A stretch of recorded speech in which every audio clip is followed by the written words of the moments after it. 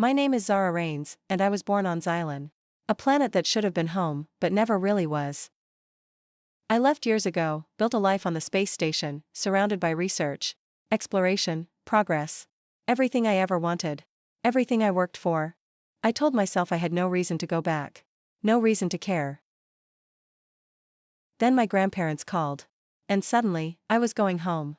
Not to help. Not to fix things. Just to see the truth for myself.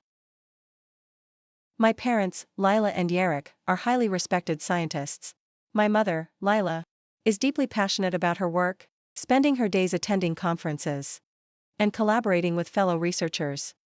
My father, Yarek, is equally dedicated, often working late into the night on his projects, immersed in discovery and innovation. Growing up, we lived in a spacious home in the heart of the city, surrounded by the constant hum of urban life. My grandparents lived nearby and visited often, sharing stories of their own scientific achievements and encouraging me to follow my passions. Then came Alex, the golden child, the son my parents had always wanted. He was born when I was only 3, and from the moment he arrived, he became their world, their pride, the one meant to carry on their research and family legacy. Meanwhile, I was little more than an afterthought. I remember the day I came home in 3rd grade, clutching my perfect report card, excited to show my parents. I rushed in, beaming. "That's nice, sweetheart," my mom said. Then she turned to Alex, her eyes lighting up. "Zara, look at your brother. He can write a whole sentence, and he's only 5. The moment stuck with me. Over the years, I watched as my parents doted on Alex, indulging his every whim, buying him whatever he wanted. Mistakes? Excused without hesitation. Consequences? Never his to bear. When I was 15, they left me in charge while they traveled for a research conference. I spent the weekend working on a science project, hunched over a microscope in their lab, deep in concentration. Alex strolled in, bored, looking for something to entertain himself with. Then, without warning, he knocked my project off the table. Glass shattered. Equipment broke. My workdays of careful preparation ruined. And Alex? He just smirked. "Mom and Dad are going to be so mad at you," Alex said, a smirk playing on his lips. "You should watch me better." When our parents came home, I was the one punished, grounded for a month. "But Mom, Dad," I protested, "he did it on purpose to get me in trouble." "Nonsense, Zara," they replied, dismissing me without hesitation. "You need to do better. We depend on you to take care of things while we're away." There was no fairness, no accountability, only their unwavering loyalty to Alex. The only saving grace was my grandparents, who never treated me like an afterthought. Both had made groundbreaking scientific discoveries. Their stories filled with perseverance and innovation. They encouraged me, guided me, reminded me that I had my own path to follow, one that had nothing to do with the expectations my parents had placed on my brother. At 18, I was ready to leave for Astrolese Academy to study the stars, explore new galaxies, and chase the future I had always dreamed of. When I told my parents about my acceptance, their reaction was nothing like I had expected. "We don't have the money for that, Zara," Dad said, his tone firm. "We expected you to work in Grandma and Grandpa's lab. Help contribute to the family. The space station needs upgrades. And the lab needs new equipment." I clenched my fists. "But you're paying for private school for Alex. You just bought him a driftwing so he can drive to class. While I'm still stuck using a Starscoot. Those are for little kids." Mom barely blinked. "That's different," she said. "Alex needs those things." The next day, when Grandma and Grandpa came over, they asked if I was excited about leaving for Astrolese Academy. Tears welled up before I could stop them. Mom and Dad said they don't have the money. Grandma's expression hardened. "Nonsense," she said, her voice decisive. "You're going. We'll take care of it." 3 weeks later, I sat aboard the stellar jumpship, its gravitonic engines humming as space warped around us. Students settled into their pods. Below, Grandma and Grandpa pressed their hands to the Stardust insignia in silent farewell. But my parents and Alex never came. The ship surged skyward, breaking through the dense ionosphere and vanishing into the void. Hours passed, stars blurring into streaks of light. Until Astralise Academy appeared. A stronghold orbiting a red giant. Its observatories and biodomes suspended in space. A voice echoed through the cabin. Welcome, pioneers. The cosmos is yours to explore. Life at the academy was everything I had imagined and more. The freedom to learn without the constant drag of my parents' demands, always giving in to my brother, always catering to his whims, was a relief. For the first time, I could focus solely on learning. I made friends and spoke to my grandparents weekly. At first, I tried calling my parents, but they were always busy. Always on their way out, at another event, another award for Alex. Some school thing, they'd say. Eventually, I stopped calling. I never heard from them after that. 6 years at the academy flew by. And I graduated with full honors. I was immediately offered a position on a large ship, set to explore some new intergalactic frontier. 2 years into the expedition, I made a discovery that changed everything. While mapping an uncharted sector of the galactic frontier, I identified a planetary anomaly. An ecosystem thriving in conditions thought impossible. The data poured in, rewriting theories of planetary habitability. Suddenly, I wasn't just an explorer. I was a pioneer. Within days, my face was everywhere. Galactic Broadcast ran my interviews across the network. My voice steady as I explained the implications of my findings from the command deck of my ship. The world listened. And then the offers came. The most tempting came from Celtech Innovations, a leader in deep space research. They wanted me on their team, promising top-tier resources, access to the latest technology, and a luxurious orbital residence. With a panoramic suite with gravity-adjusted gardens, crystalline skylights opening to the cosmos, and direct access to their cutting-edge labs. I had spent years chasing discovery. Now, the galaxy was chasing me. Settling into life at Celtech Innovations felt surreal. The luxury of my orbital suite, the endless access to cutting-edge research, the constant influx of projects demanding my expertise. It was everything I had worked for. No more struggling for recognition, no more living in Alex's shadow. I had made it. Then, out of nowhere, my comm device chimed. My parents. We saw you on the news. Mom's voice was warm, too warm. We're so proud of you, Zara. For the first time in years, I heard their voices filled with excitement about me. But the moment was fleeting. Listen, Dad continued. Since you're doing so well, we were hoping you could help us out a little. The space station still needs repairs, and the lab is falling behind. We need new equipment. I sighed. What about Alex? I asked. Is he helping? Silence. Then came the careful words. Well, you know, Mom said. He's still finding himself. He dropped out of school, Dad admitted. The academy wasn't the right fit for him, but he's meant for bigger things. He just needs time. I knew better than to argue. Alex wouldn't be the one helping. They hadn't reached out to me before, not when I left. Not during my time at the academy, not even when I made my discovery. But they were my parents. And no matter how much I tried to push the resentment away, part of me still wanted to be the good daughter.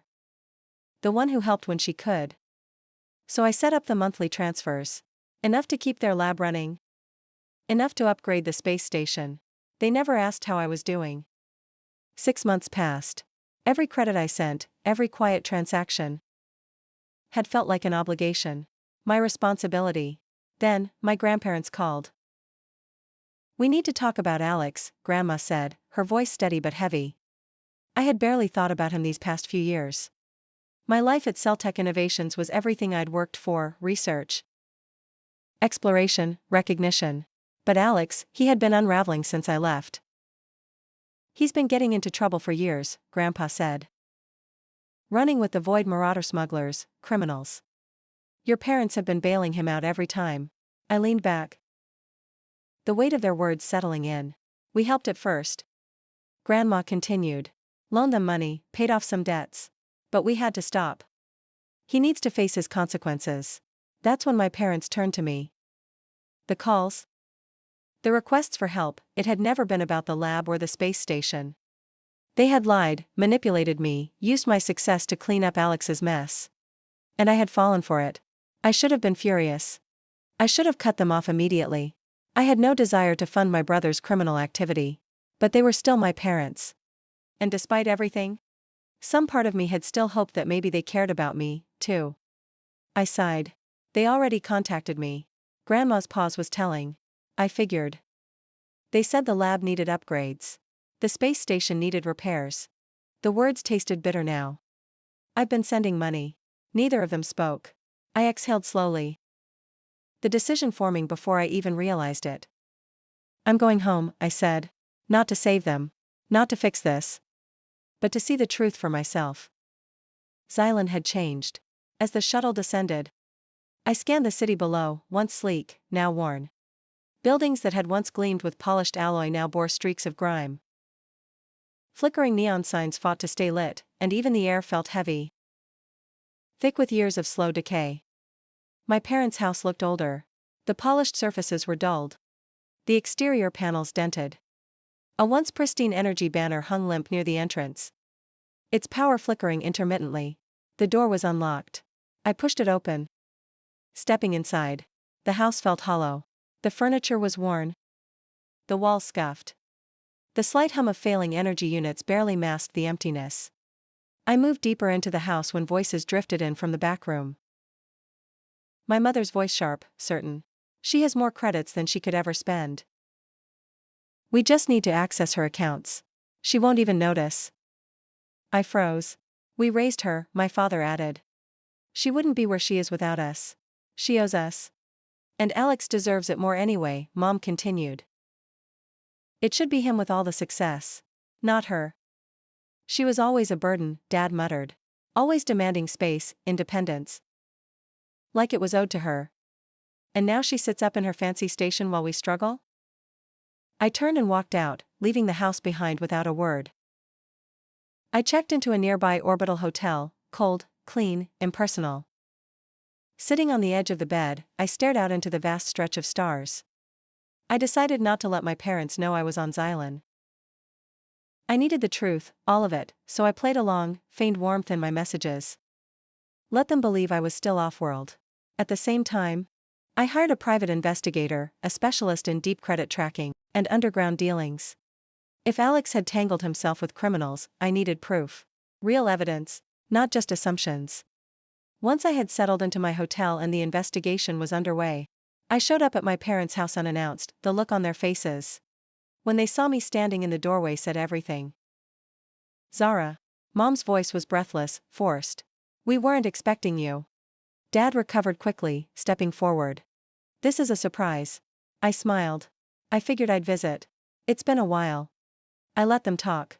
They asked about my work, complimented my success, acted proud. They spoke about how things had been difficult for them. How life on Xylan wasn't what it used to be. They danced around their financial struggles but never admitted why they really needed the money. Not one mention of syndicate debts. No warnings about Alex. No desperate plea for help. Just deception. I nodded along, pretending to listen, pretending to believe them. And when I left, I barely made it back to my hotel before the investigator's final report came through. The report laid everything out in stark detail. Alex's descent into trouble had started with arrogance. He wanted luxury but hadn't earned it. So he faked his way in, bluffing his status. Slipping into high-end clubs, borrowing credits he never intended to repay. At first, it worked. But luxury had a cost. And he refused to pay it the honest way. That's how he found the Void Marauders. Though the truth was, he had been looking for them. They ran deep credit laundering operations, moving illicit funds through planetary networks. Alex saw an opportunity if he embedded himself in their ranks. He could skim off the top. He thought he was playing them. He was wrong. The syndicate caught on, and suddenly, his little manipulations had cost them more than they were willing to tolerate. The debts piled up fast, far beyond anything he could pay back. That's when my parents had stepped in, swearing they would cover the losses to keep him safe. But instead of learning from it, Alex kept spending sky suites, high-speed cruisers, off-world vacations as if nothing had changed. Now, their house, their lab, their space station, all of it was leveraged against his debts. And they refused to turn him in. Even now, after everything, they were still protecting him. I was still processing everything when my comm device buzzed. The investigator. Zara, we've got a problem, he said, his tone sharp, urgent. Your accounts are being drained. A cold knot formed in my stomach. Explain. Financial skimming. Sophisticated, but rushed. Whoever's behind it is siphoning funds in real time. Tracing it now. I already knew. Alex. It wasn't enough that I had unknowingly financed his lifestyle. That my parents had lied to me to protect him. Now. He had hacked into my personal accounts and was stealing from me directly. My pulse was steady, too steady. Stop the transfers. Lock everything down. The investigator didn't hesitate. Already in motion. I flagged every transaction and locked his access. I'll send you the full report once we nail the exact trail. But the credentials link back to him. This was intentional. I exhaled slowly. Zara, we've got something bigger, he said, his tone sharp, urgent. The syndicate isn't just after your parents for debts. We traced Alex's skimming patterns. And they match fraudulent activity connected to the Void Marauder's larger financial operations. I stiffened. That meant he hadn't just stolen from me. He had actively used the same methods the criminals did. Possibly working off their network. They've got flagged accounts tied to identity theft, laundering rings. Deep credit manipulation, the investigator continued. Alex mirrored their techniques almost perfectly. Either he learned from them, or he was working with them, I finished. The investigator exhaled. Exactly. Which means this isn't just theft. This is syndicate-level fraud. If you file charges, it won't just be local enforcement. Investigating it'll escalate to interplanetary financial crimes. I swallowed, my grip tightening around the comm now. I had my excuse. It was time to confront them. I arrived at the house again. This time without warning or without the pretense of warmth or patience. Mom paled when she saw me. Dad stiffened. Alex leaned against the kitchen counter. Too relaxed for someone about to be exposed. I want my credits back, I said. Silence. Then Mom tried to laugh, waving a dismissive hand. Zara. What are you talking about? I know everything, I cut in, voice sharp. Alex didn't just steal from me. He's been using syndicate skimming methods. Mirroring their fraud patterns. He's tied into their network. And either he returns what he took, or I press charges. The reaction was instant. Mom gasped, horrified not at Alex, but at me. You wouldn't, she breathed. He's your brother. Dad's face twisted. You would ruin his life over credits? Alex scoffed, shaking his head. You're not going to turn me in. His confidence made my blood run cold. He believed that. I turned back to my parents. If you turn him in, I'll help you. Wipe the debts clean. Give you a way out. Mom's voice was tight with fury. We are not abandoning him. Dad nodded stiffly. This family takes care of each other. I studied them. Taking in the wreckage they refused to walk away from. Then you can handle this yourselves, I said, calm. And just like that, I cut them off. I left without another word. I drove straight to the Xylan enforcement station. The report from the investigator locked in my grip. The officer at the front desk barely had time to greet me before I set the data pad down. I need to report financial theft, fraud, and syndicate involvement. Within minutes, I was in a private office. Laying everything out. The unauthorized transfers, Alex skimming. The flagged transactions tied to the Void Marauder's financial operations. The detective reviewing the files frowned. This isn't just theft. These patterns match known syndicate fraud tactics. He met my gaze. If we move forward, this escalates beyond local enforcement. It becomes a full-scale financial crimes investigation. I nodded. Do it. He didn't hesitate. Within the hour, Alex's accounts were frozen. The warrant was issued. My monthly transfers to my parents? Cancelled. By the time Alex was arrested, hauled out of my parents' house, my comm was buzzing with frantic messages. Mom pleading. Dad furious. You can't do this, Zara. He's your brother. But I ignored them. Instead, I drove to my grandparents' house. Grandma opened the door, her expression cautious until she saw my face. Zara? I reported him, I said simply, stepping inside. Grandpa was already seated at the table, his gaze steady. Tell us everything. So I did. All of it. The deception. The theft. The syndicate connection. The arrest. Neither of them interrupted. And when I finished, Grandma sighed, shaking her head. It was bound to happen sooner or later. Grandpa folded his arms. You did the right thing. I exhaled slowly, the weight of it settling in. For the first time in days, I felt something close to relief. The fallout began almost immediately. The calls started first. Mom's voice trembling, pleading. Zara, please. You can't let this happen. He's your brother. Dad followed, his tone sharp. Accusing. You're tearing this family apart. Over money?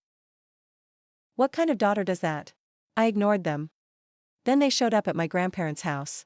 Grandma opened the door, her expression hardening as she saw them. You shouldn't be here. But they pushed past her, storming into the living room where I sat. Mom's eyes were red, her voice cracking as she spoke. Zara. You have to fix this. You can't let Alex go to trial. He'll be ruined. Dad's anger boiled over. You're selfish. You've always been selfish. You think you're better than us because of your success. But you're nothing without this family. I stood, my voice steady. Alex stole from me. He stole from others.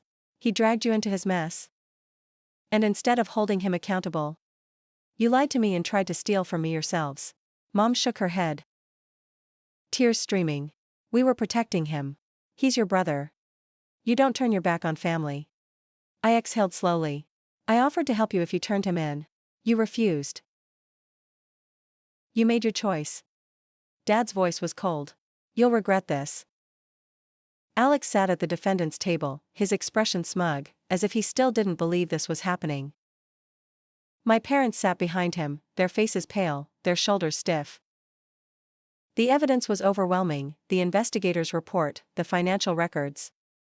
The syndicate's flagged transactions. Alex's skimming had tied him directly to the Void Marauders' operations.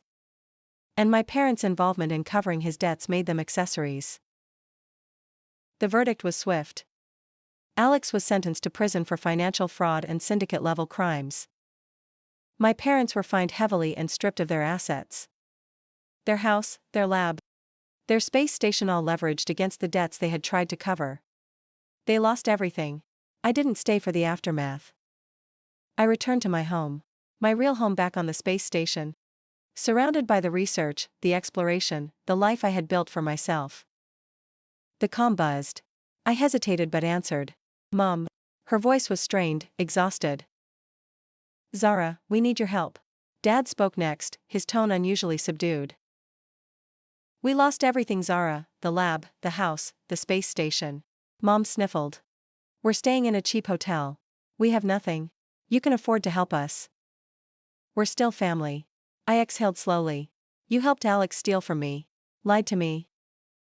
Enabled him. And when I refused to be part of it, you blamed me. Silence. Dad sighed. I shook my head, though they couldn't see it. You made your choices.